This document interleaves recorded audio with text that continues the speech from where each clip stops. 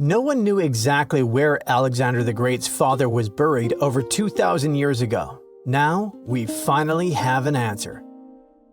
And it turns out that archaeologists may have been looking at the wrong tomb for years. If you want to understand how Alexander became that great, you have to start with his father, King Philip II.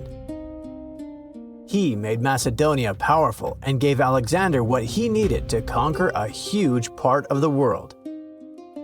Philip lost his life in 336 BCE, and for a long time no one knew for sure where he was buried. That is, until now. Archaeologists always suspected that Alexander the Great's family was buried in a royal tomb complex in Aigai, which is now Virginia, Greece.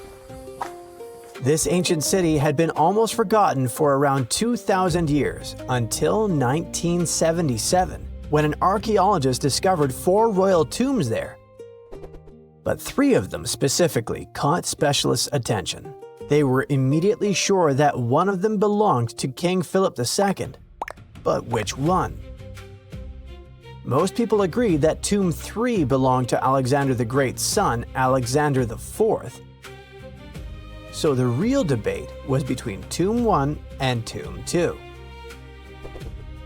For a long time, most experts believed Philip was buried in Tomb 2, but there was one big problem.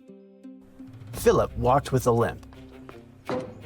And some studies suggest that whoever was buried in Tomb 2 did not have any clear injury to his leg. That leaves us with Tomb 1. But Tomb 1 had another problem. It was kind of meh. It was small, poorly built, and didn't have a marble sarcophagus. The other 2 tombs were bigger and much more impressive. So why would a powerful king be buried in the least impressive tomb? Experts actually have a good explanation for that. They say Philip II's tomb would have probably been simple and relatively poor, because Alexander was low on money at the time. He was getting ready to invade Asia, and that took a lot of resources. But before we call Tomb 1 the winner, researchers had to prove it. So, a team of archaeologists used imaging and scientific analysis techniques, including X-rays, CT scans, and radiocarbon dating, and compared the data with what we know about King Philip's life. And they concluded that King Philip II was most likely buried in Tomb 1, not Tomb 2. He was not alone, though. The tomb also held the remains of a woman and a kid.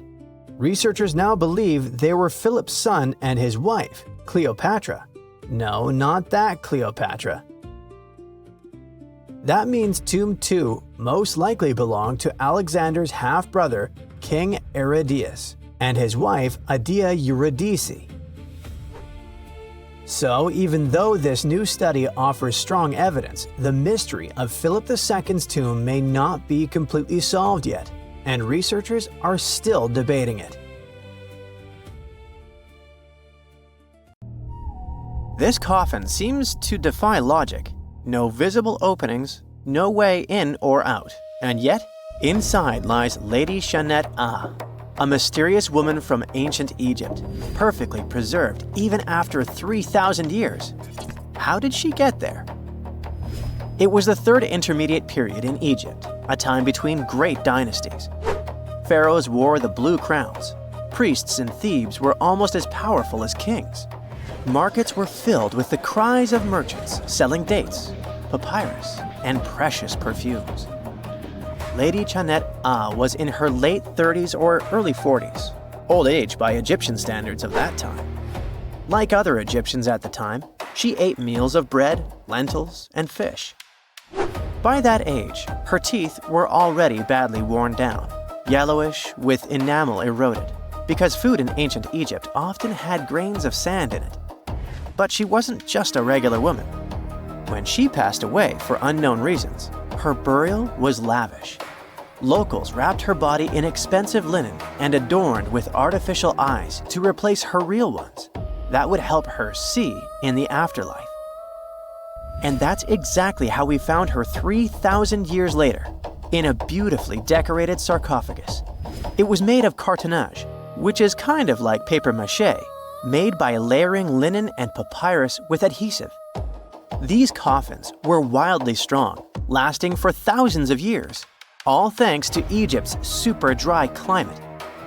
But most importantly, Egyptians only used it for the elite. So she was someone very important to the locals, though we might never know why.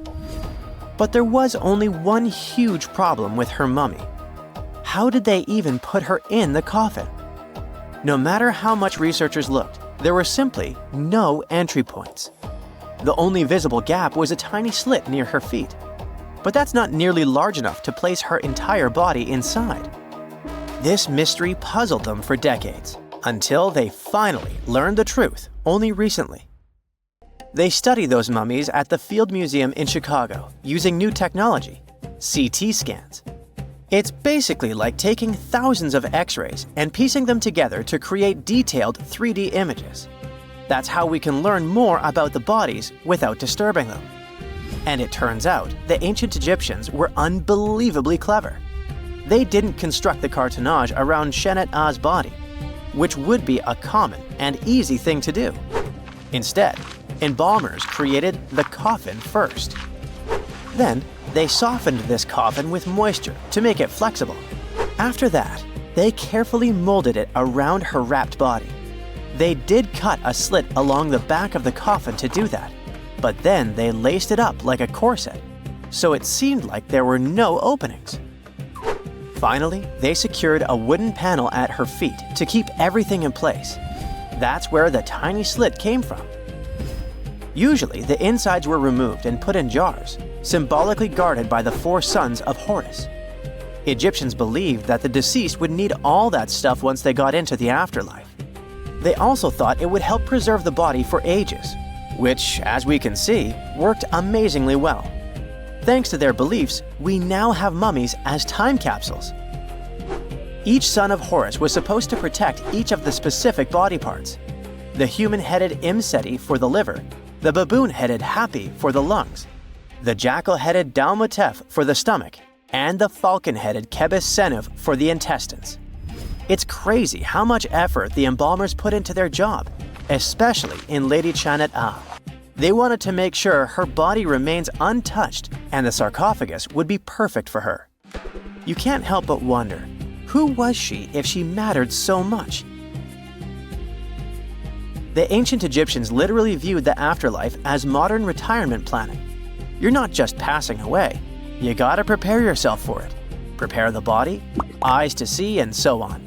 And the richer or more important you were, the better your afterlife would be. But Shennet-A wasn't the only fascinating mummy they studied. They also decided to scan Harwa, an Egyptian man who lived around the same time. Judging by the mummy, he also had a high social status. His mummy revealed no signs of hard labor and his teeth were well kept, which means he enjoyed some high-quality food without tons of sand in it. Some fellas got lucky both in life and after it. But there were many mysterious mummies throughout history. One of them is Chin Tzu, also known as Lady Dai. The story of her began in 1968. Some workers near Changsha, China were digging an air raid shelter for a hospital. But suddenly, they accidentally uncovered an ancient burial site. They came down there and stumbled upon something incredible. 3 tombs belonging to a noblewoman, her husband, and a young man believed to be their son. She was a noblewoman from ancient China, and she had a fascinating backstory. She lived over 2,000 years ago during the Western Han Dynasty. She was married to Li Kang, a guy who served as chancellor to the Changsha Kingdom, a high-ranking official. At first, it looks like Lady Dai lived a life of luxury and privilege. She had private musicians to play at her parties, and for her personal enjoyment. She probably played the guqin, an instrument that back in the day people associated with intellect and elegance. And she certainly ate like an empress. Fine meats, delicacies, and all things like that. Even her wardrobe was full of some exquisite silk, not even mentioning the tons of cosmetics. But all this wealth came at a cost. The more she aged, the worse her health became. She got a full pack: a heart condition, diabetes, high pressure, and liver issues. It also looks like her back was driving her crazy, probably making it hard for her to even move. Finally, as a cherry on top, she developed gallstones. All this packed together eventually led to a heart attack that took her life around the age of 50. There was one haunting detail. Scientists found over 130 melon seeds in her stomach and intestines. Most likely, she ate watermelon just hours before she passed away, which means it was probably during summer when the fruit was ripe. She enjoyed a sweet, simple treat before her life was cut short. The excavation began in 1972, and this wasn't easy at all.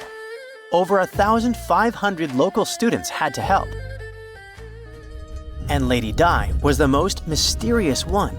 She was buried in 4 rectangular pine boxes, one inside the other like a Matryoshka doll, all wrapped in 20 layers of silk, and all that sealed with lots of charcoal and white clay. The coffins were painted beautifully as well, adorned with protective deities, mythical animals, and clouds which symbolized the heavens. There were drawings of divine creatures and Mount Kunlun. The myth said that on this mountain, people reach eternal happiness. All this told us a lot about the Han Dynasty, their beliefs about afterlife, art, daily lives, and their remarkable craftsmanship. And then researchers finally got to the body. It was astonishing. Soft skin, joints that could still bend, and in general, she was almost intact. She even kept her hair, eyelashes, fingerprints, and even traces of blood.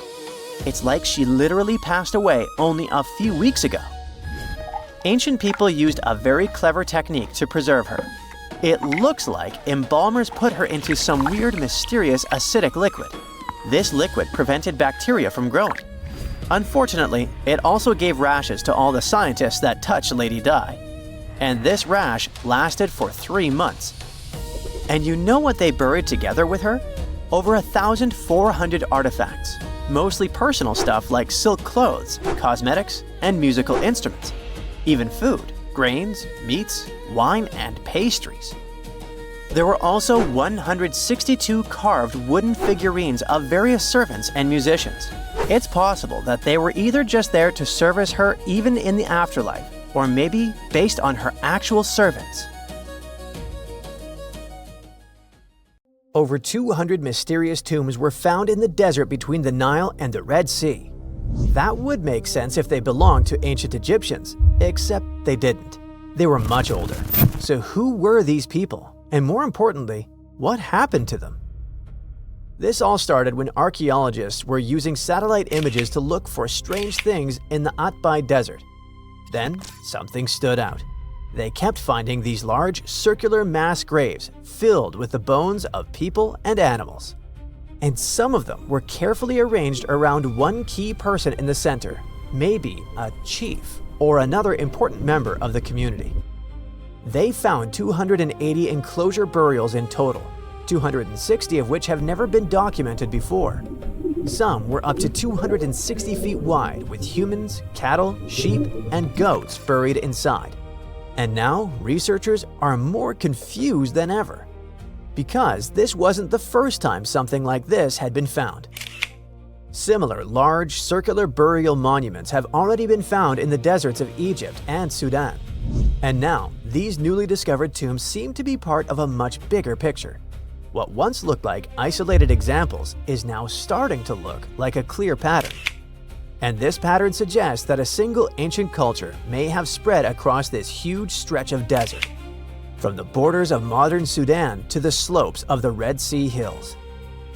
Studies suggest these people lived roughly between 4000 and 2000 BCE, just before the Egyptians formed the territorial kingdom we know as Pharaonic Egypt. And unlike the ancient Egyptians, who were focused on farming and urban life, these people were nomads, moving around the desert and raising herds. But that doesn't quite match with the fact that some tombs seem more special than others. I mean, in some of these enclosures, the main person was buried in the center, and other people were buried around them. This suggests these prehistoric societies probably had some kind of hierarchy. At some point, an elite class emerged in these communities, but scientists still can't say exactly when that happened. So, they were nomads living in the Sahara before the Egyptians, and they had some kind of hierarchy in their culture. But what happened to them? Well, no one can say for sure, but we do have some clues. Many of these monuments were built when the Sahara was starting to dry up. Yep, a long time ago, this desert was actually green. But little by little, the summer monsoon started pulling back from north to south. That meant less rain, fewer pastures, and a much harder life for people who depended on animals. Because of that, these nomads may have had to change the way they lived and probably headed south or toward the Nile. We still need more studies, but for now, it looks like these burial monuments are just one part of a much bigger story.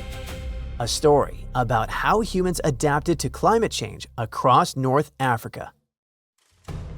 You're digging in Egypt's famous Saqqara necropolis, also known as the ultimate VIP graveyard for pharaohs, when suddenly you find a giant pink door hiding something no one knew existed.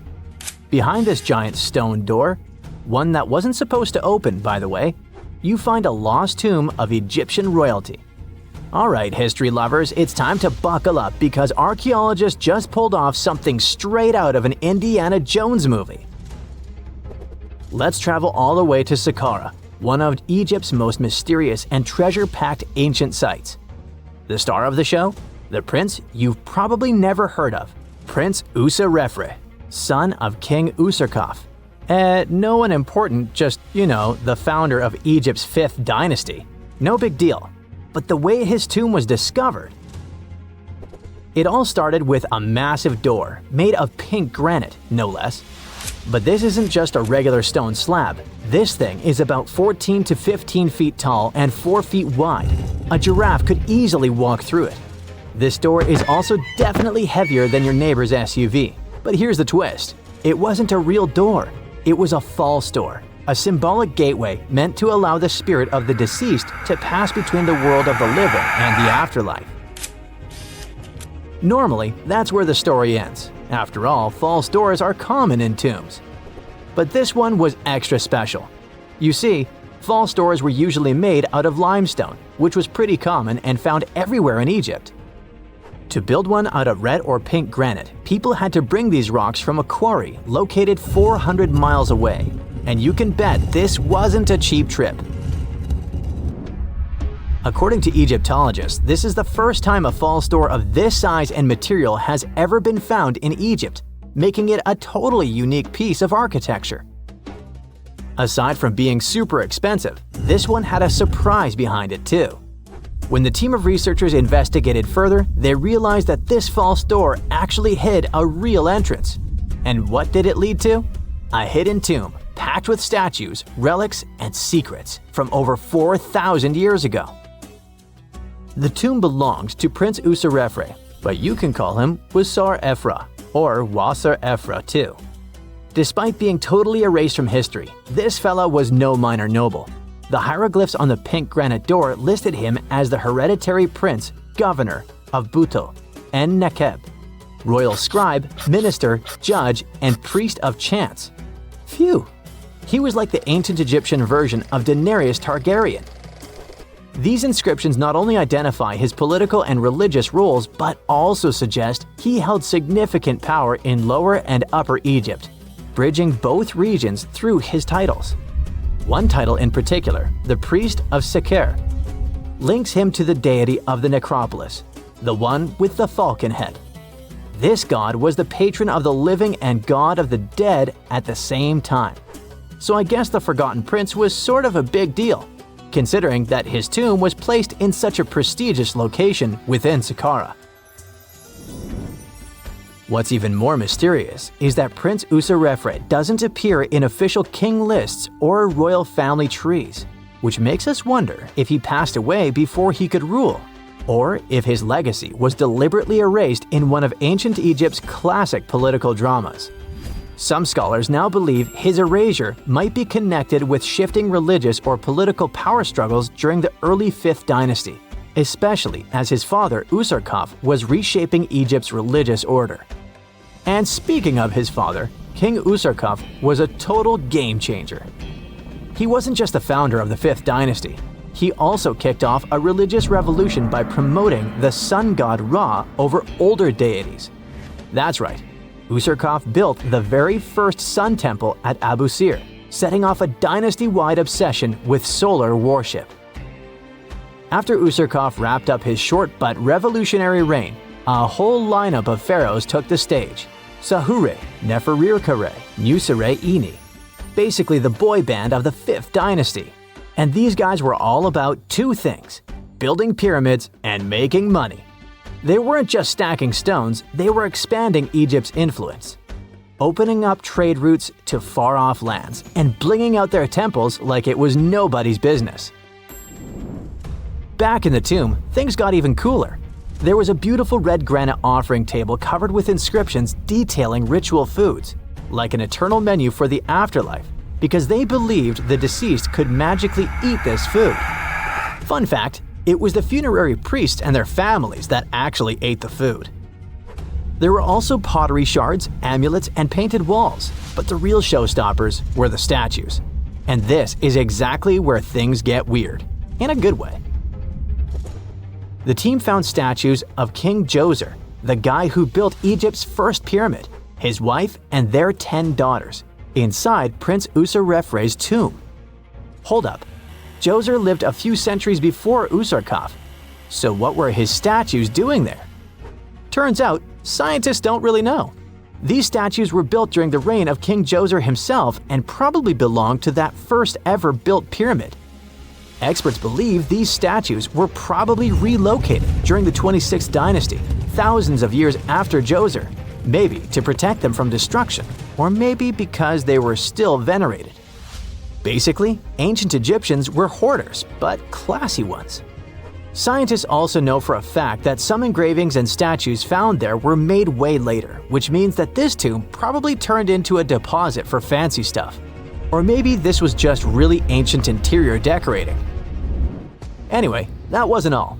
There was another pink granite entrance on the eastern side of the tomb, with inscriptions linking back to King Neferirkare, another 5th dynasty pharaoh who also tried to build his own pyramid, but failed. And near this second entrance, archaeologists found something never seen before in Sahara: a set of 13 pink granite statues, all sitting in a row on a high-backed bench, like they were waiting at the DMV of the afterlife.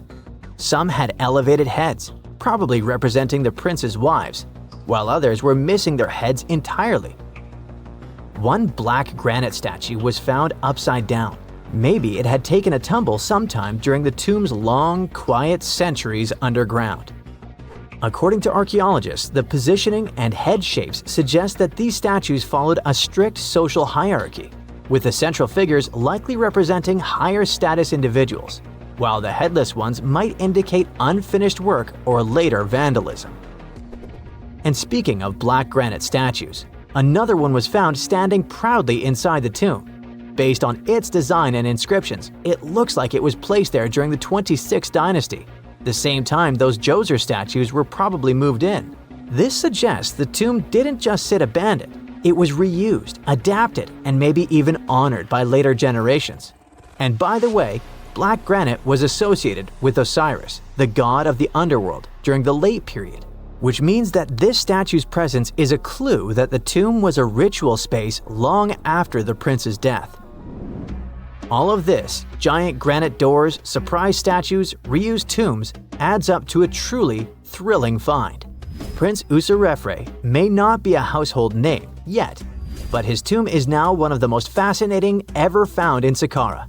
It tells a story not just of the Old Kingdom, but of how ancient Egyptians kept connecting to their past, even thousands of years later.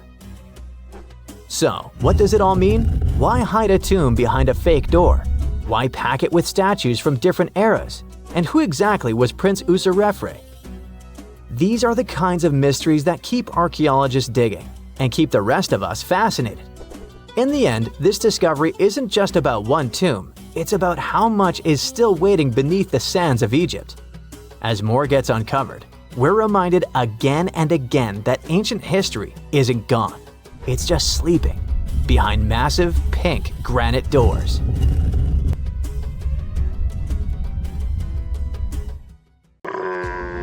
Not many civilizations are as mysterious as ancient Egypt. A powerful empire that lasted over 3,000 years. It gave us pyramids that still stand and myths that still inspire. It's one of the most explored places on Earth, yet somehow, we still find exciting stuff.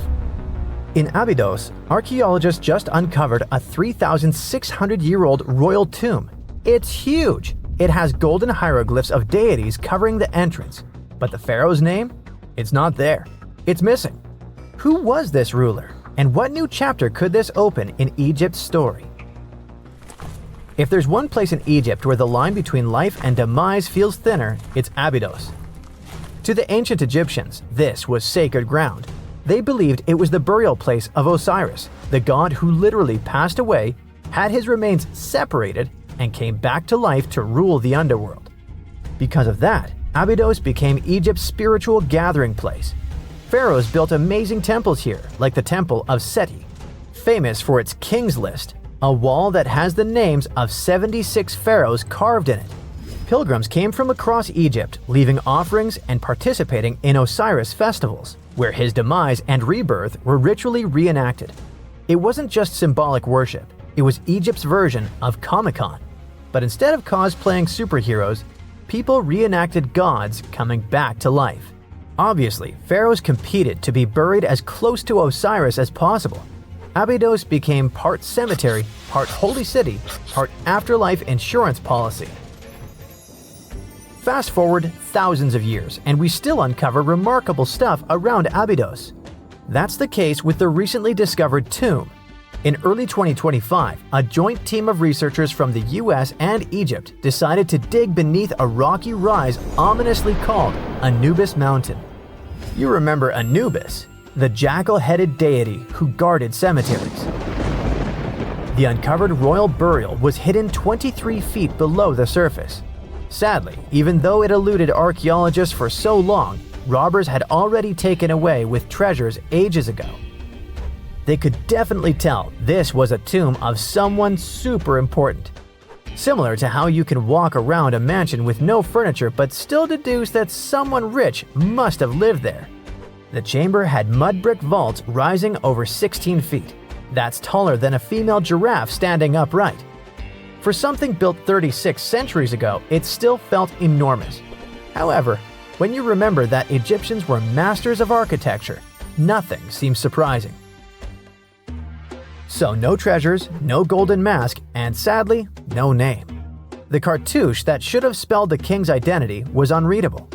Egyptian tombs usually bragged about who was inside. In ancient Egypt, a cartouche was basically a big oval name tag for kings wrapped in hieroglyphs. Think of them as VIP passes that worked in both this life and the next. Without it, your soul couldn't check into the afterlife hotel. That's because to the Egyptians, your name, your ren, wasn't just so your teacher could distinguish you from kids with the same haircut. It was a core part of who you were. As long as your ren survived, so did you. To have your name forgotten was considered a fate worse than passing away. A soul cannot journey without a name. That's why you'd see cartouches all over the place, on temples, obelisks, jewelry, statues, and tomb walls. It wasn't there just for the marketing. It kept the pharaoh's presence front and center everywhere you looked. Imagine building a massive tomb only for 3,600 years later to walk in and go, who is this guy again? Not cool at all. That's why it's fair to imagine our nameless pharaoh haunting the robbers for all eternity. So yeah, cartouche was considered very significant. One of the most famous and mind-blowing examples comes from the tomb of Thutmose III. His burial chamber and sarcophagus were literally shaped like a cartouche. In other words, the entire room was a living architectural symbol of his name. Thankfully, in the recently discovered tomb, not everything was erased. Painted in golden hues at the entrance were two familiar guardians, deities Isis and Nephthys. Isis was the magician who stitched Osiris back together and breathed life into him. Nephthys, her sister, was the eternal mourner and protector of the mummy. Together, they promised that whoever rested here would not face the afterlife alone, and it's one additional proof of the importance of the mysterious pharaoh. So, who could this be? To answer that, we need to go down history lane. This tomb dates back to Egypt's messy chapter called the Second Intermediate Period. Instead of one ruler in charge, the country had many rival kingdoms, each with its own little power base, like a real-life Egyptian version of Game of Thrones. And right in the middle of that chaos was Abydos. For a while, it was home to its own line of kings, the so-called Abydos dynasty. Those weren't the pyramid builders everyone knows, and that's why they're so mysterious. They left behind almost nothing. No great monuments, no sprawling cities, just fragments of names on broken blocks. For centuries, many scholars even doubted they existed at all. That sorta changed in 2014, when archaeologists uncovered the tomb of Senebkay, one of those shadowy kings. Now, everything we know about Senebkay points to him having quite a story to tell. His bones revealed 18 deep wounds, the kind you get in battle. He had blows to his skull, back, and hands, and likely lost his life fighting, making him one of the few pharaohs we know who sadly fell in combat. His tomb was modest, with reused artifacts from earlier kings, but it delivered one priceless thing: proof. Until Senebkay, the Abydos dynasty was just a theory. With him, it became real. And that's why the new discovery could be a big deal. The newly uncovered royal tomb at Abydos shares the same layout and style as Senebkay's. It has limestone chambers, mud brick vaults, and protective deities, although it's much bigger. Which again raises the possibility that we're looking at an even earlier, more powerful ruler of Abydos. Whoever he was, he wanted to be remembered alongside the greats. Which is ironic, because it seems that history tried erasing him. Perhaps additional findings alongside his tomb could tell us more. Yes, there's more, and it's actually pretty cool. Not far from Abydos, in the village of Banawit, archaeologists uncovered a Roman-era pottery workshop. Yeah, you heard that right, a pottery factory close to a pharaoh's burial ground. The site had huge clay kilns, storage rooms, and even broken shards called ostraca. They were basically ancient sticky notes. Except instead of shopping lists, those had receipts scratched onto them in Greek and Demotic Egyptian. Little records of everyday transactions, the kind of thing you'd never expect to find near a lost dynasty king. Honestly, the potters missed a chance. Forget boring receipts. They should have been selling Osiris's mugs and Anubis figurines to pilgrims and tourists. But that's not all. It seems that centuries later, during the medieval period, the same ground became a cemetery. Archaeologists found mud brick graves with skeletal remains. This could mean that Abydos kept its aura of significance for hundreds of years after the age of pharaohs. So why this hill again and again? Is this place really a getaway to the afterlife? It is, after all, the very place where Osiris is said to rest. That belief lingered like a shadow for thousands of years, strong enough to pull in pharaohs and later medieval families.